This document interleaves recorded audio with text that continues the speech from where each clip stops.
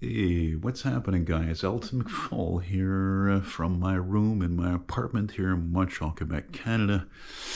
It's another gorgeous day today. It's supposed to be a high of 13, and yeah, I'm gonna have to eventually get to cleaning these windows. I haven't been cleaned in about a year, and yeah, you can see how close that building is. It's about as old as mine. That's exactly why I've never spent any time at all on this balcony. Just doesn't look comfortable. I mean, I like the idea of, looking at me or wondering what I'm doing and all that. I just find there's no personal space in it all.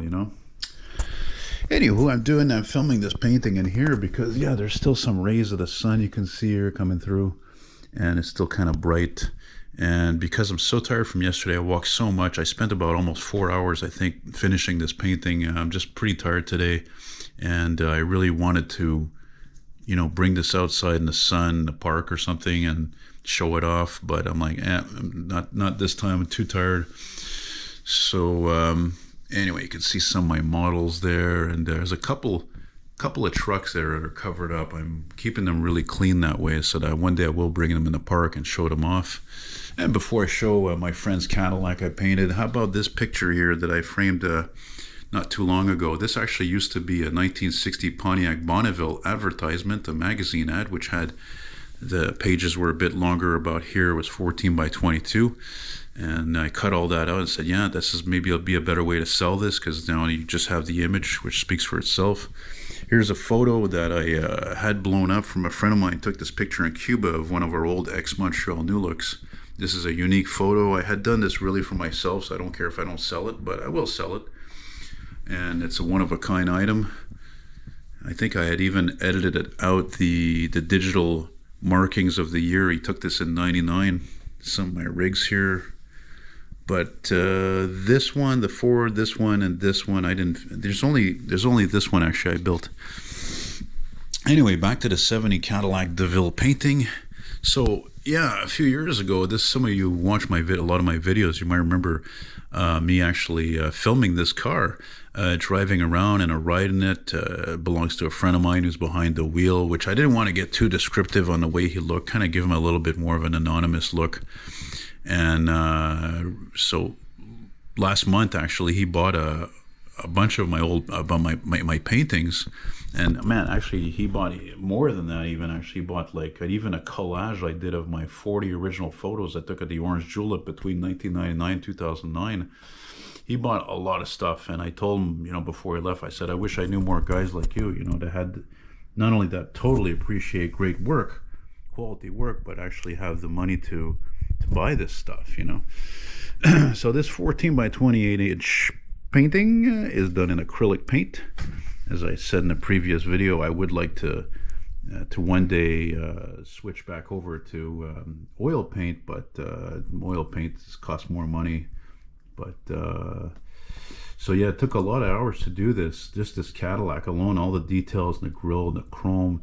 And then I found online, I looked up for my friend. He said he wanted to have a garage, and so I did some searching with old gas stations. I thought, yeah, that's a great idea. I could put a couple of old signs, like there's like a Pennzoil sign here, and there's a Goodyear sign there. I added those in, by the way, from the Pennzoil from my memory.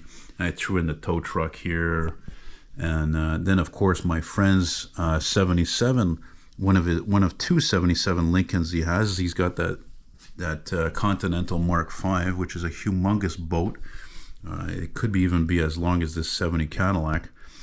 And the funny thing is that years ago I did a painting of, about 3 years ago I think, or 2 years ago, I did a painting of a friend's 69 Cadillac Calais, which is almost the same as a Deville. It's the same thing, except maybe the grille's different, and also the Calais was more of a what's known as a knockdown model, which means that it's actually more affordable. It doesn't have power windows, doesn't have leather seats, doesn't have a lot of that fake wood, doesn't have as much glam or glitz to it.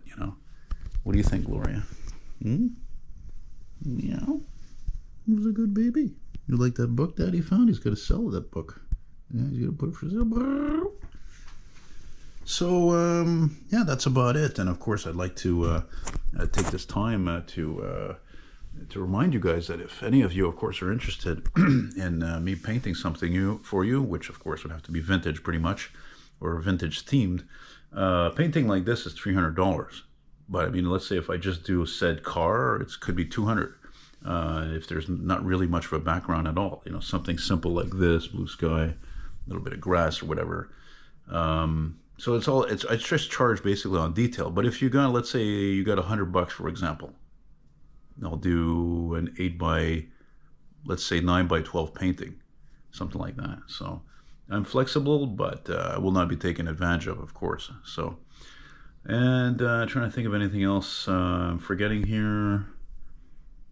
Oh yeah, and interestingly enough, I don't know if you noticed it, but maybe it's because of my my poor eyesight I have. Maybe sometimes I think it's because of that or not. I don't know. Which is an astigmatism, by the way. Google it. But if you look at my friend's Lincoln up on the lift here, you can see I didn't actually make it aligned with the whole roof of this vintage gas station. It's actually more aligned with the Cadillac here. So just to show you how it's not obvious doing this stuff. I want to see if this thing stays in focus the more I go in.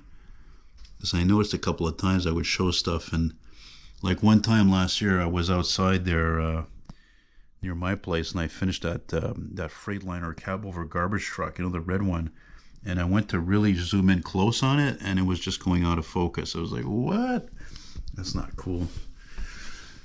And yeah, that's about it there. Oh, and there's my friend Ed Beatty's stuff there, still on my walls there, just so he shows it there. And by the way, hey, I always plug it. It doesn't really seem to do much, but again, if you really enjoy a lot of my videos, I do the walking videos, buses, transit, whatever it may be.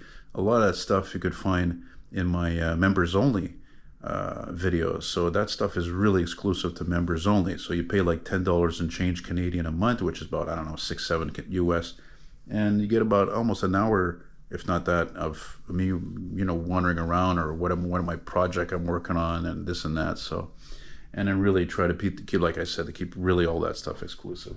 So thanks again for watching, guys. Take care. All the best to you, and we'll see you on the next one. Bye bye.